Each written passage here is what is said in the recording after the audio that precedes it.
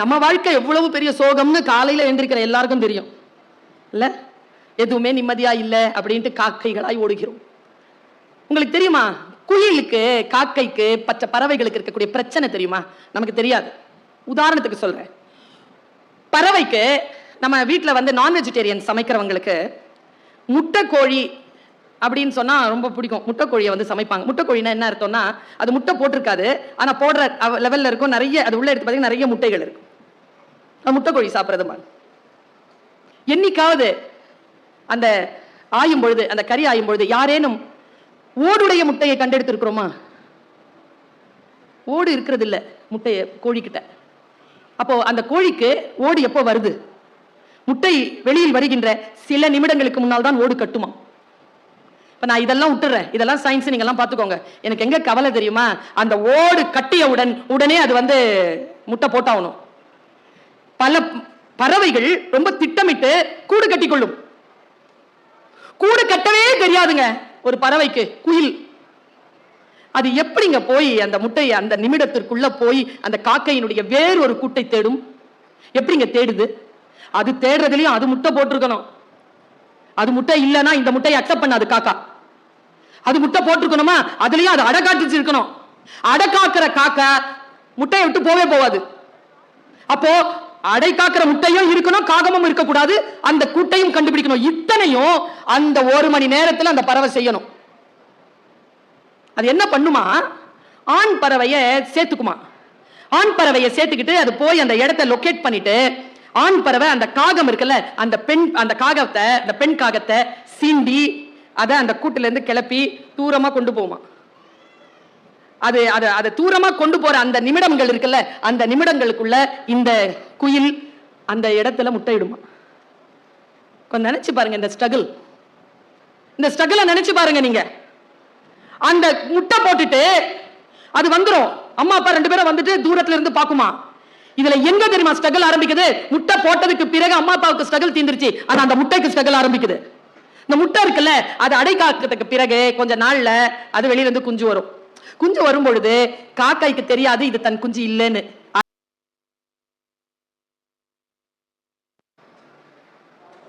என்ன ஆகும்னா, அந்த குஞ்சு வெளியில வந்ததுக்கு அப்புறமா குஞ்சுகள் வாய் திறக்கும்ல, வாய் திறக்கும் போது காக்கா வந்து சோறு விட்டும்ல, அப்போ ஒவ்வொரு குஞ்சும் சத்தம் போடும்ல. அப்படி சத்தம் போடும்போது குயில் குஞ்சு சத்தம் மட்டும் கொஞ்சம் வித்தியாசமா இருக்குமா.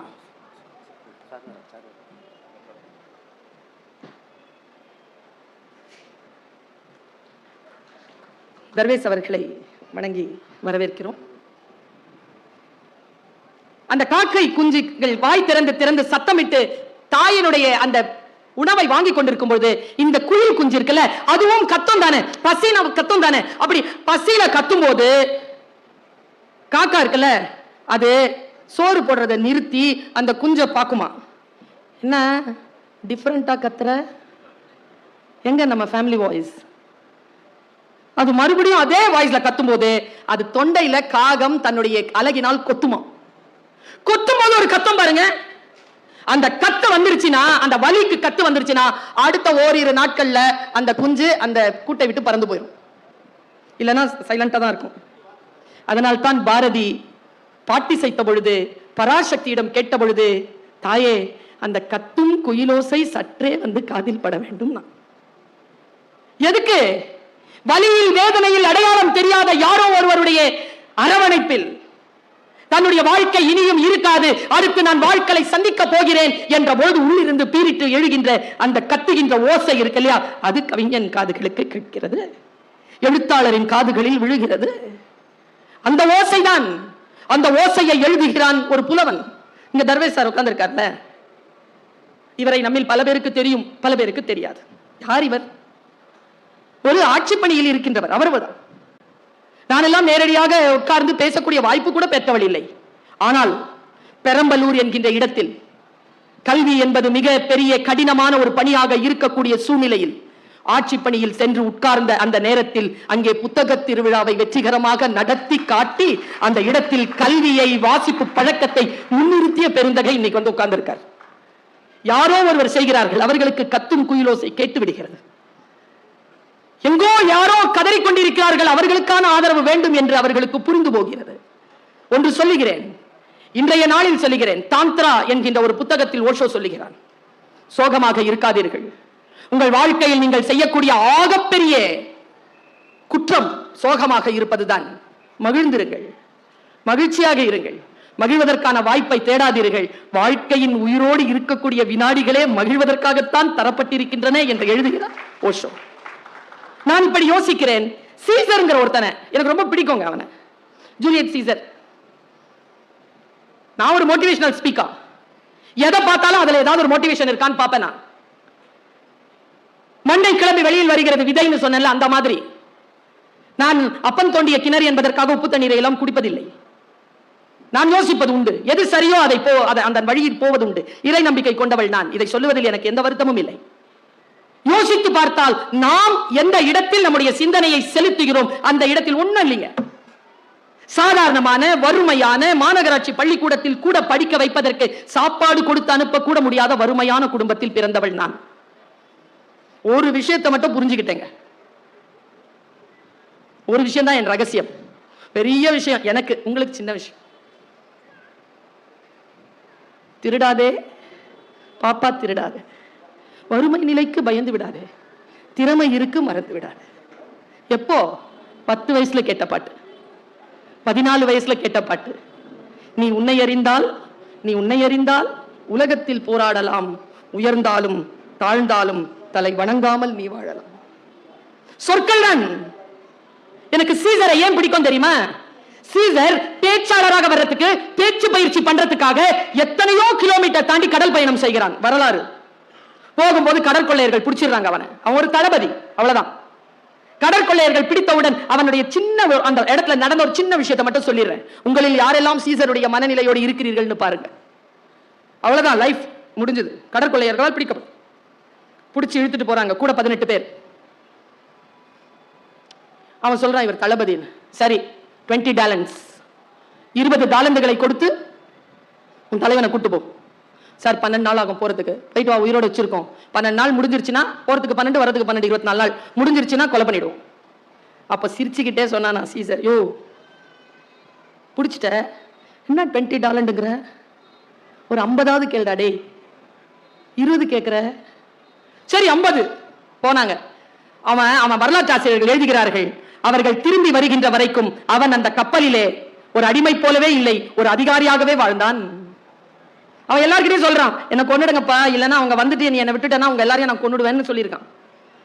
அவர்கள் வருகிறார்கள். 50 டாலண்டுகளை வாங்கி அவன் விடுதலை செய்யப்படுகிறான். பக்கத்தில் இருக்கக்கூடிய அந்த நகரத்திற்கு அவன் போய், அங்கே கடற்கொள்ளையர்கள் உங்கள் பகுதியில் இருக்கிறார்கள், நான் இந்த நாட்டின் தளபதி, எனக்கு கடற்படையை தாருங்கள், நான் அவர்களை வென்று வருகிறேன். போய் அந்த 32 பேரையும் பிடிச்சு அந்த ஊருக்கு கொண்டு வந்து 32 பேரையும் சிலுவையில் ஏற்றினான் என்று வரலாறு சொல்கிறது. What a man, what a hero. நீங்களும் நானும் தான். வாய்ப்பு கிடைக்கின்ற பொழுது அந்த பெரிய விஷயத்திற்கு ஆம் சொல்லுகிறோமா, சிறிய விஷயத்திற்கு சரி என்று சொல்லுகிறோமா என்பதில் தானே நம்முடைய வாழ்க்கை சிக்கிக் கொண்டிருக்கிறது. நான் ரொம்ப நுட்பமான ஒரு விஷயத்தை சொல்றேன். தலைமுறையை காப்போம். இன்றிலிருந்து முயற்சி. நீங்க என்ன நினைக்கிறீங்க, இந்த புத்தகங்கள் எல்லாம் நமக்கானவையா? இல்லை, நம் தலைமுறைக்கானவை. நான் எப்பொழுதும் சொல்லுகின்ற வார்த்தையை சொல்லுகிறேன், எந்த குழந்தையும் நம் பேச்சை கேட்டு வளர்வதே இல்லை, நம்மை பார்த்துதான் வளர்கிறார். ஒரு நுட்பமான பேருண்மையை சொல்லிவிட்டு போகட்டுமா? பெரிய விஷயம் நான் சொல்றது. உங்க பையனோ பொண்ணோ நீங்க எதுவும் சொன்னாலும் கேட்க மாட்டான். கேட்கறானா? கேட்கறாளா? கேட்கறது இல்லையா? சார் உங்க அப்பா இப்படிதான் சார் தலையாட்டினார். ஆனா என்ன தெரியுமா சார், இந்த தலைமுறை தான் பெரியவர்கள் பேச்சை கேட்ட கடைசி தலைமுறை.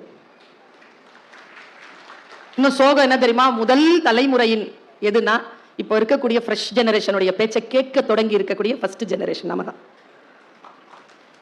எங்க அம்மாலாம் என் பேச்சை கேட்க மாட்டாங்க வசந்த் சார். பசிச்சு கிடந்தாலும் சாரி சொன்னாதான் சோறு. உயிரா மானமா, சரி பரவாயில்ல, உயிரோட இருக்கும் போது தான் மானத்தை பத்தி பேச முடியும்னு 3 வேளைக்கு அப்புறமா முடிவு பண்ணி போய் அம்மாட்ட சாரி சொல்லி சோறு வாங்கி சாப்பிட்டுருக்கேன். என் பையனை அப்படி செய்ய முடியலையே என்னால. ஏன்னா எங்க அம்மாவுக்கு எனக்கு ஒரு அண்ணன், ஒரு அக்கா, ஒரு தம்பி, ஒரு தங்கச்சி. எனக்கு ஒண்ணே ஒண்ணு. சிக்கி கொண்டோமா? பெரிய விஷயத்தை சொல்றேன், எங்கே இருக்கிறோமோ. தமிழ்நாடு அரசு சொல்லுதுங்க, நிறைய குழந்தைகளை பெற்றுக் கொள்ளுங்கள்னு. இதே அரசாங்கம் தான் ஒரு 60 வருஷத்துக்கு முன்னால முக்கோணம் போட்டு சோரெல்லாம் ஒட்டுச்சு. நோம் இருவர் நமக்கு இருவர், அப்புறமா வந்தாங்க நோம் இருவர் நமக்கு ஒருவர், பசங்க பார்த்தாங்க, நாம் தான் இருவர், நமக்கு எதற்கு இன்னொருவர்? இப்ப இருக்கிற ஜெனரேஷன், நாம் எதற்கு இருவர்? அவரவர் பாதையில் அவரவர், ஒருவரே பேருண்மை, ஒருவரே சிறப்பானதுன்னு உட்கார்ந்துருக்கான். நிறுவனம் கட்டமைப்பு குலைகிறதா? நான் சொல்றது பெரிய விஷயம். இப்போ சொல்றேன், நாம் காப்பாற்றாமல் யார் காப்பாற்றுவது இவர்களை? ஷேக்வேராவை கையை கட்டினான் ஒருவன், தூக்கில் போடுவதற்கு முன்னால் அவன் கை கட்ட பொழுது கையை கட்டிய அந்த இளைஞனை பார்த்து ஷேக்வேரா இப்படி சொன்னான், உனக்காகவும் சேர்த்துதான் அடா போராடினேன். எந்த சமுதாயம் நமக்கு எதிராக இருக்கிறது என்று நினைக்கிறோமோ அந்த சமுதாயத்திற்காகத்தானே நாம் போராட வேண்டும். நினைச்சு பாருங்க, நான் இப்படி சொல்றேன், எனக்கு இன்னும் ஒரு 10 நிமிஷம் இருக்கு. இந்த 10 நிமிஷத்துல இந்த 2-3 செய்திகளை ரொம்ப சீக்கிரமா சொல்லிட்டு நான் விடைபெறணும். ஏன்னா அடுத்தது சங்க பாடல்கள் ஒலிக்க இருக்கின்றன. என் பேச்சு எவ்வளவு முக்கியமோ தமிழ் கேட்பது, பாடல்கள் கேட்பது அவ்வளவு முக்கியம் என்று கருதுபவள் நான். பாருங்க, நானும் ரீல்ஸ் பார்த்துக்கிட்டே இருந்தேன். ரீல்ஸ் பார்த்து திடீர்னு ஒரு 30 செகண்ட் ரீல், 30 செகண்ட் என் வாழ்க்கையை மாற்றிய ரீல். அது ரீல்னு சொல்ல முடியாது, ரியல். REEL இல்ல, REAL, ரியல். ஒரு வெள்ளக்காரன், அது நம்ம நாட்டில் எடுக்கல, வெள்ளக்காரன். அவன் இப்படி நடந்து போறான், கையில கேமரா, நடந்து போறான். அவனுக்கு பின்னால அவனை போட்டோ எடுக்கிறான் ஒருத்தன், அவனை கேமரா எடுக்கிறான். 2 கேமராவும் நமக்கு போகுது முன்னால. அவன் நேரா ஒரு நதி இருக்கு, அந்த நதி கிட்ட போறான். என் வாழ்க்கையில மாற்றம் நிகழ்ந்தது. உங்க வாழ்க்கையில மாற்றம் நிகழ்தான்னு பாருங்க, இல்லைன்னா நிகழும். பேரன்பு கொண்டவர்கள் நாம், அறம் சார்ந்தவர்கள் நாம், நிகழும். தமிழ் படித்தவர்கள் நாம், நிகழும். தமிழர்கள் நாம், நிகழும். வரான், ஒரு ஆத்த, ஒரு சின்ன படகு வச்சு அவன் ஆத்த கடந்து விடுறாங்க. ஆத்துக்கு நடுவுல ஒரு கல்லு, பெரிய பாறை, அந்த பாறையில ஏறி உட்காந்துட்டான். அவன் எப்படி ஷூட் பண்றான், ஒரு பெரிய ஒரு மரம், அந்த மரத்தை ஷூட் பண்ணிட்டே இருக்கிறான். திடீர்னு அவனுடைய பேக் பேக்ல திறக்கிறான். இதெல்லாம் 10-12 செகண்ட்ல முடியுது. பேக் பேக் திறந்து ஒரு பெரிய ஒரு போர்வை எடுத்தான். அது வந்து ஒரு பச்சை கலர்ல இலையெல்லாம் சேர்த்த போர்வை. அதை அப்படியே போத்திக்கிட்டான் மேல. பார்த்தா அவன் மனுஷ மாதிரியே இல்ல, ஒரு மரம் அங்க கிடக்கிற மாதிரி இருக்கு. அதுக்குள்ள இருந்து அவன் கேமரா செட் பண்ணிட்டான். அந்த கேமரால நமக்கு காட்டுறான் ஒரு பேருண்மையை. அத வெளியில இருந்து ஒருத்தன் பிடிச்சிட்டு இருக்கான். அந்த கேமராக்காரன் மறைஞ்சு நின்று அதை பிடிச்சிட்டு இருக்கான். ஒண்ணும் இல்லைங்க, ஒரு பறவைங்க, பெரும் பறவை கூட்டம் வந்து உட்காருது. அதுல ஒரு பறவை, அது கிட்ட பார்க்கும்போது தான் பால் இருந்தது, பெரிய சிறகுங்க, இப்படி பறந்து வருதுங்க. அது சோமிஷன்ல காட்டுறான், பறந்து வருது, வந்துட்டு இப்படி வட்டம் அடிக்குது, மறுபடியும் போய் உட்காந்துருச்சு, மறுபடியும் வருதுங்க, மறுபடியும் போய் உட்காந்துருச்சு. ஒரு 3வது செகண்ட் வந்ததுங்க, வந்துட்டு அப்படியே தலையை அப்படி உள்ள எடுத்துச்சு பாருங்க, சலுக்குன்னு இவ்வளவு பெரிய மீனுங்க வாயில பிடிச்சிருச்சு. மீன் இப்படி துள்ளுது, அப்படியே போய் அது மரத்துல கிளையில உட்காந்துட்டு தலையில வாயில இருந்து அதை எடுத்து காலில் பிடிச்சிருச்சு. காட்டுறாங்க, எனக்கு உடம்பெல்லாம் அதிருது. காட்டுறான், அந்த வால் அசைது, வாய் திறந்து திறந்து மூடுது அந்த மீனுக்கு. இந்த பறவை இருக்குல்ல, என்ன நினைச்சு தெரியல, காலில் தாங்க பிடிச்சிட்டு இருக்கு அந்த மீனை. கண்ணு இங்க தானே இருக்கும், அதுக்கு 2 கண்ணு. இப்படி பார்த்துச்சுங்க, அதை பார்த்து காலை இப்படி பிடிச்சது. என்ன நினைச்சுன்னு தெரியல, வாயில மறுபடியும் பிடிச்சிருச்சு மீனை. பிடிச்சிட்டு நேரா பறந்து வந்து தண்ணியில போட்டுருச்சு. இவன் இருக்கிறானே போட்டோகிராஃபர், அந்த சினிமாட்டோகிராஃபர், எமகாதக, அவன் அந்த பறவையை விட்டுட்டு அந்த மீனை பிடிச்சாங்க போட்டோ, அந்த கேமரால அதை காணொலியா அதை பிடிக்கிறான். மீன் உள்ள போயிடுச்சுங்க. நிறைய நேரம் ஆக்சிஜன் இல்லாதனால துடிச்சு போய் கீழே போயிடுச்சு. கீழே போய் மறுபடியும் உயிர் பெற்று அப்படியே வருதுங்க. மேல வந்துட்டு இப்படி நின்று ஆடிக்கிட்டே இருந்ததுங்க. நின்னபடியே நீந்திக்கிட்டே இருக்கிற அடுத்த செகண்ட் 27வது 6வது செகண்ட்ல அதனுடைய பின்புறத்துல இருந்து கடகட முட்டை வருதுங்க. நமக்கு என்ன தெரியுமா சொன்னாவன், அந்த பறவையை போல் இரு, மீனை சாப்பிடு, முட்டைகளை சாப்பிட்டு விடாத, தலைமுறையை சாப்பிடாத, தலைமுறையை விட்டுட்டு போ. தலைமுறைக்கானதுதான் எல்லாம். எப்படி விட்டுட்டு போறது இந்த தலைமுறைக்கு ஒரு விஷயத்தை? இதோ இந்த புத்தகங்கள் எல்லாம் தலைமுறைக்கான புத்தகங்கள். குழந்தைகளை இன்றைக்கு, இந்த புத்தாண்டு அன்றைக்கு, இன்றைக்கு ஃபேமிலியோட வந்தவர்கள் பெரும் பாக்கியம் செய்தவர்கள். கோவிலுக்கு போவதை போலவே சிறந்தது புத்தக திருவிழாவிற்கு நீங்கள் உங்களுடைய குடும்பத்தை அழைத்து வந்தது. பெரியவர்களை பார்ப்பதற்கு சமானம் தெரியுமா உங்களுக்கு? இங்க இருக்கக்கூடிய புத்தகங்களை தரிசிச்சது பெரியவர்களை சமாளிப்பது, பெரியவர்களை பார்ப்பது, அவர்களை தரிசிப்பது. அந்த வேலைகளை நீங்கள் செய்திருக்கிறீர்கள். இன்னும் அரை விஷயம் இருக்கிறது. 6:55 சரியாக 7 மணிக்கு முடிக்கிறேன். ஒரு அரை விஷயம் தான். நான் இந்த சகோதரி சொல்வதை வீட்டில் போய் கொஞ்சம் எழுதி பாருங்க. ஏன்னா சொற்கள் அவ்வளவு சீக்கிரமாக புரிவதில்லை. எண்ணங்களுக்கு பலம் உண்டு, ரொம்ப பலம் உண்டு. நீ எதை தேடிக்கொண்டிருக்கிறாயோ அது உன்னை தேடுகிறதுன்னு நான் அடிக்கடி சொல்வேன். ரூமி. மரணத்தை தேடுகிறீர்களா? வந்துரும். வாழ்க்கை தேடுகிற வரும். நீ எதை தேடுகிறாயோ அது உன்னை தேடுகிறது. நான் இதை போய் காலேஜில் சொன்னேன். 17-18 வயசு பசங்க ஒருத்தன் நின்று கத்துறான். நிஜமாவா மேடம்? நான் எதை தேடுகிறேனோ அது என்னை தேடுகிறதா? டேய், நான் சொல்ல வந்தது வேறடா. அவரவர்களுக்கு ஏற்றது போல் தானே புரிந்து கொள்வார். ரொம்ப முட்டியில் அடிப்படும் 12 வருஷமா பயந்துட்டு இருந்தேன். அடிபட்டுச்சே 12 வருஷத்துக்கு அப்புறமா. எதை நீ தேடுகிறாயோ அது உன்னை தேடும். நயாகராவை தொட்டு பார்க்கணும்னு நினைச்சுக்கிட்டே இருந்தேங்க. 10 வருஷம் தொட்டு பார்த்துட்டேனே. தீவிரத்தன்மை பெரிய விஷயம். நான் சொல்றது, எதை நினைத்தாலும் ஆசைப்படுவது வேறு, ஆசையில் தீவிரத்தன்மை வைப்பது வேறு. இங்க இருக்கிறவங்க எத்தனை பேருக்கு கார் ஓட்ட பிடிக்கும்? லக்ஸுரி கார், நல்ல 80ல தனியா நல்ல மியூசிக் போட்டுட்டு வண்டி ஓட்டிட்டு போன எத்தனை பேருக்கு பிடிக்கும்? எத்தனை பேருக்கும் பிடிக்கும்ல? எங்க தெரியுமா மிஸ் பண்றோம்? பெரிய விஷயம் நான் சொல்றது, குட்டியா தான் தெரியும். யார் காரை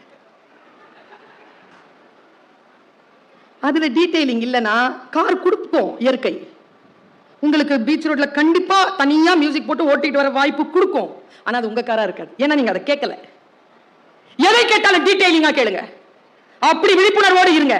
விழிப்புணர்வோடு நாம் இருப்பதற்கு நமக்கு தடையாக இருப்பது எது என்பதை தேடுங்கள். நான் சொல்லுகின்ற இந்த விஷயத்தை நீங்கள் உங்களுடைய டைரிகளில் இன்றைக்கு எழுதி வைத்துங்கள். உன் காரணங்களால் நீ தோற்கடிக்கப்படுகின்ற பொழுது அந்த காரணங்களின் மீது மட்டும் உனக்கு சந்தேகம் வராதது ஏன்? உனக்காக உனக்காக உனக்காக அவனுக்காக அவளுக்காக இல்லை. எரியறத பிடுங்கனா கொதிக்கிறது அடங்கும். எதை இழுக்கிறது? உன்னிலிருந்து தொடங்கு. எப்படி என்னிலிருந்து தொடங்குவது? இதுதான் நான் கடந்த 3 மாதங்களாக என்னுடைய மனம் ஆறுகின்ற வரைக்கும் இதை நான் சொல்லிட்டு, முக்கியமா பெண்கள், இளைஞர்கள், பெரியவங்க இருக்கிறோம் இல்லையா, அவங்களுக்கான வாழ்க்கையில பெரிய சோகம் எது தெரியுமா? மனமுறிவு. மனமுறிவு போல் சோகம் வேறு கிடையாது. ஆனா நமக்கு தெரியறதே இல்லை நம் குழந்தைகள் எப்படி அனுபவிச்சுட்டு இருக்காங்கன்னு. அவங்களுக்கு நடக்கிற ஒவ்வொரு பிரேக்கப்பும் ஒரு மனமுறிவு தான். அவ்வளவு வலிச்சு கிடக்குதுங்க. நமக்கு யார் யாரோ ஹீரோ. எனக்கெல்லாம் வந்தியத்தேவன் தான். ஆனா அந்த படம் பார்த்ததுல இருந்து நான் கனவுல எல்லாம் வருவாங்க 9th ஸ்டாண்டர்ட்ல, ஏய் பேபி கம் அப்படின்னு பஞ்சக்கல்ல குதிரையில எல்லாம் வந்து கூட்டு போவான்னு நினைச்சேன். இப்ப படம் பார்த்துட்டு நினைச்சேன், நல்ல வேலை வரல எப்பா. என் வந்தியத்தேவன் வேறு, என் ஹீரோ வேறு, என் புத்தகம் வேறு. ஓஷோ கிட்ட கேட்டா 10 புத்தகங்களில் முதல் புத்தகம், அவர் ஒரேஷியஸ் ரீடர். அவர் 10 புத்தகங்களில் முதல் புத்தகமாக மிர்தாதின் புத்தகத்தை சொல்லுகிறார். என்னிடத்தில் கேட்டால் நான் வேறு சொல்லுவேன். ஒவ்வொருவருக்கும் ஒவ்வொரு வாழ்க்கை. யாரை போலவும் யாரும் இல்லை. ஆனால் ஃபார்முலாவை மட்டும் தெரிஞ்சுக்கோங்க. யூத்துக்கு ஒரு விஷயத்தை அப்படி கொடுத்துட்டு போறேன். நான் ஒரு நாட்டுக்கு போயிருக்கிறேன். அங்க பேசுறேன். ஒரு நல்ல ஒரு பெண்ணம்மா, ஒரு 40-45 இயர்ஸ் இருக்கும். ரொம்ப அழகா இருந்தா, பயங்கர மேக்கப் போட்டிருந்தா. நான் பேசி முடிச்சிட்டேன். பேக் ஸ்டேஜ்ல வந்து போட்டோ எல்லாம் பிடிச்சிப்பாங்க இல்லையா, அப்படி வந்தா கையை பிடிச்சி தேங்க்யூ தேங்க்யூ தேங்க்யூ தேங்க்யூ.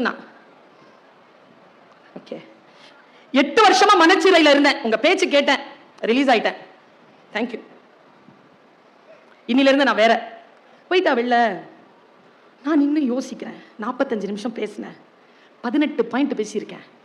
எது இந்த அம்மாவை பாதிச்சுது தெரிஞ்சதை நம்ம சுருக்கமா சொல்லலாமே. நேர குளிரையும் பொறுத்தான், கனடா குளிரையும் பொறுத்தான் வெளியில ஓடிட்டேன். அது BMW மெர்சிடிஸோ அப்படி தரக்குது. இரு வாங்க. 18 பாயிண்ட் சொன்னேன். எந்த பாயிண்ட் உன் மனசுல ஓடு உடைச்சது சொல்ல. அதை என்னுடைய மக்களுக்கும் திருப்பி சொல்லுவேன்ல, சொல்லு. அந்த அம்மா சொல்லுச்சு. சொல்லிட்டுமா? 2 நிமிஷம் சொல்லட்டுமா? எல்லாரும் சொன்னதான் சொல்ல, எல்லாரும் போய் உட்காந்துருவேன். வேணாம் வேணாம், உங்களை போலவே நானும் பாட்டுக்காகவும் காத்திருக்கிறேன். பாருங்க, ஒண்ணும் இல்லைங்க, இதுதாங்க மேட்டர். இதான் சொன்னேன். இன்னைக்கு இந்த செய்தியை எடுத்துட்டு போங்க. நான் இப்படித்தான் எடுத்துக்கொண்டேன். அந்த செய்தியை எப்படி எடுத்துக்கொண்டேன்? ஒருத்த காட்டு வழியில நடந்து போயிட்டு இருக்கான். நாம தான் அது. அங்க ஒரு பெரிய பாம்பு புத்து, ஒரு கருநாகம் வந்து இப்படி நின்னுச்சு. பாம்பு பயந்து போய் வேற பக்கம் போனான். பாம்புக்கு அரவம்னு பேரு. அது நீங்க எங்க போனாலும் வந்துடும், விட்டுட்டு போனாலும் வந்து நிற்கும். அது வருதுன்னு தெரியாம இவன் நடந்தானா, அது வந்துட்டு காலில் கொத்திருச்சு. இப்ப நாம எல்லாரும் தான் அந்த மனிதன். பாம்பு கொத்தப்பட்டு நிற்கிறோம். என் தமிழ் உறவுகளே, நான் பாம்பு என்று சொன்னது பாம்பு இல்லை. நம் நட்பு, நம் உறவு, நம் வேலை செய்யக்கூடிய வேலையிடத்தில் இருக்கும் உடன்பணியாளர்கள், போட்டியாளர்கள், யார் வேண்டுமானாலும் இருக்கணும். இங்க யாராலும் சொல்ல முடியுமா நான் ஒருபோதும் பாம்பினால் கொத்துப்படவே இல்லைன்னு? சரி, இப்போ பாம்பு கொத்திருச்சு. நம்ம எல்லாருக்குமே இருக்க, முக்கியமா பெண்கள் கேட்டுக்கொள்ளுங்கள். பாம்பு கொத்திருச்சு. ரெண்டே ஆப்ஷன். ஒண்ணு, பாம்பு கிட்ட போய் நியாயம் கேட்கலாம். நீ என்ன ஏன் கொத்துன? அது என்ன நீயா படமா? உடனே அது திரும்பி வந்துட்டு விஷத்தை உறிஞ்சிக்கிறதுக்கு. பாம்பு கிட்ட ஜஸ்டிபிகேஷன் கிடைக்காது. அதன் இயல்பு கொத்துவது. கொத்திருச்சு. உங்களுக்கு இருக்கிற ஒரே ஆப்ஷன் என்ன? இப்போ இன்னொரு option, you can treat the venom. கொத்துப்பட்டோம், விஷத்தை கவனிப்போம். இதான் செய்தி. Don't chase the snake, treat the venom. பெரிதினும் பெரிது கேள். இன்னும் பல விஷயங்கள் இருக்கிறது. வாய்ப்பு கிடைக்காமலா போகும்? உங்கள் காதுகளும் இந்த வாயும் சேர்ந்து ஒலிகளை பரிமாறிக்கொள்ளும் அந்த புனிதமான நேரம் இறைவனால், இயற்கையால், இத்தகைய நன்மையை செய்கின்றவர்களால் மீண்டும் வாய்க்கட்டும். புத்தாண்டு நல்வாழ்த்துக்கள்.